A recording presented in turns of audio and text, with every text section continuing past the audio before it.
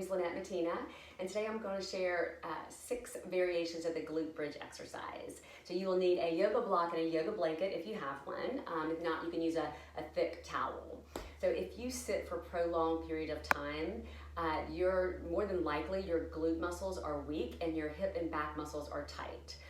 So weak glutes are not only involved with back and hip issues, they're also related to pelvic floor, knee, ankle, posture, and balance related issues. So we need our glutes to assist our deep core and our pelvic floor to stabilize the SI and hip joints and support the back in everyday functional activities such as just bending, balancing, propelling us forward when we are walking or running, and also to help us get from a seated position to a standing position.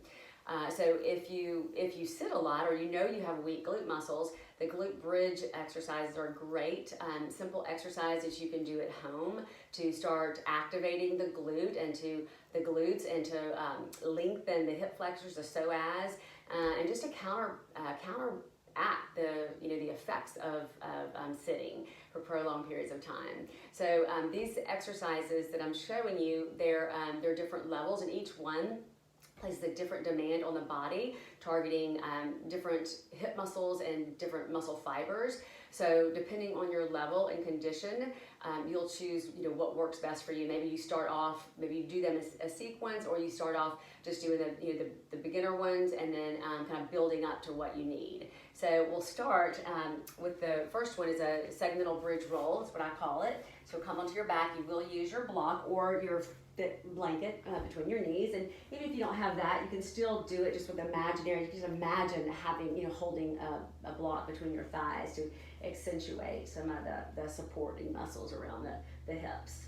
So once you do that, your feet are going to be, you'll kind of determine the distance between your feet with where you're holding the block, and your shins should be about diagonal in a diagonal position. And then you want to make sure that the center of your skull is on the ground, and when you get here that you're not jutting your chin forward. So lengthen the back of the neck so it's nice and long, and then you want to kind of keep the back of the shoulders down too, so you can get a little bit of retraction through the shoulder blades, so you're not you're stabilizing the spine as well. All right, so the first one again is the bridge roll. I'm going to start with my arms here, shoulders are back. And you'll begin just to start to tilt your sacrum, your pelvis back, and just peel your hips off the ground with one segment at a time. And you'll start to roll up. So now you're picking the lower back up. Now you start to come into the mid back, the rib cage area, and then press the back of the shoulders down. Feel the center of the skull. And then maybe come up to that mid back or upper back if that works for you. If that's too much, then just make the range of motion a little smaller. And then when you go back down, you want to lower one little piece at a time. So as best you can, you're going to kind of create this concave belly as you lower down one segment at a time with control. And then you'll repeat that. So maybe do 12 to 15 of those. All right, so that's the bridge roll. So the next one is you're going to I'm going to make this a little smaller. You can do that as well, but just a little smaller level there. You're going to hug the block between your knees, and this time you're going to walk your feet wide. So you're getting a little bit of an inward rotation of the thighs and some adduction. All right, and you're going to press down through your feet, the back of the shoulders, and then you're going to slowly pick the hips up. Ribs come with it. And when you get here, you want to just make sure that you're not jutting your rib cage forward. You want to keep your rib cage and your pelvis in alignment here, and you're not thrusting that forward.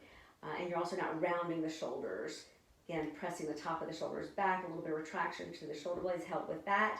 And one way too, if you're not feeling really the glutes turn on, I wouldn't over squeeze them, but I would think maybe about even just let the glutes turn on, and maybe even place your hands on the top of your hips just to give your glutes a little feedback, and you might feel them turn on just by placing your hands here.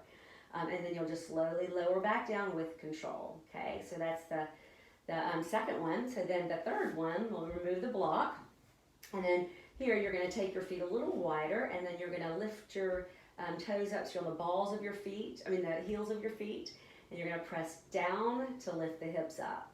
Knees are wide, so you're kind of like in a V, a little bit of a V position here.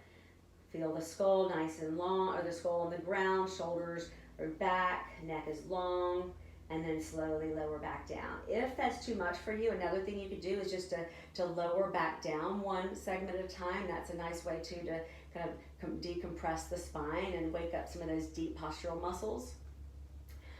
Okay, so that is the third one. And so the next one is gonna be the figure 4 position. So you're gonna come into a figure 4. You wanna just gently, using your muscles, press your right knee away from your chest just to get a little bit of a stabilization before you lift up the hips. So you find that sense of strength there, press down to lift up with control. So when you get here, if there's a whole lot of dropping with one hip, you might notice pressing down will give you a little more of that strength there.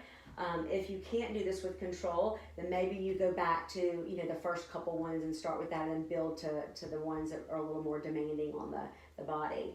And then the next one here, so you're just going to lower down and up. Okay, so the next one, you can go into it from this position, and it's a single leg bridge. So you'll extend the leg straight up and then lower back down. Again, steady pelvis. That's one of the roles of the glutes is to balance the pelvis and the SI joint, keeping it stable as you lower and as you lift. Okay, so single leg bridge, and then you can add to this one abduction. So you'll come down, come back up, and then just lower the leg out to the side as far as you can with control. If you lose that sense of control, shorten that range of motion. Don't lower the leg as far, or maybe you just stick with one of the other ones and you build into that. And again, so here, go here, lower out to the side, pretty steady here, back up, and then down, okay?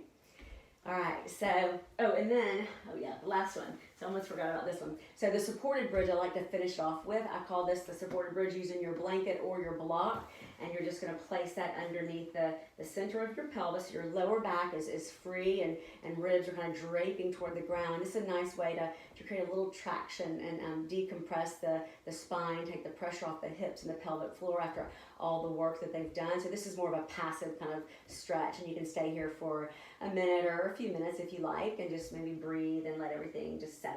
Okay, so those are many variations. And like I said, depending on your level, your condition, start where you are. Maybe you do this in a sequence, or maybe you pick out the ones that work best for you and just kind of build. But maybe 12 to 15 repetitions of those. And so this is something also that if you do sit a lot, that maybe you take a movement break, take a 5-minute movement break throughout the day and throw these around in your day. Just lots of bridge exercises and other kind of movement as well. So I hope you like these. Please, if you like it, please click like, or if you know somebody that who is interested, please share. And thank you again.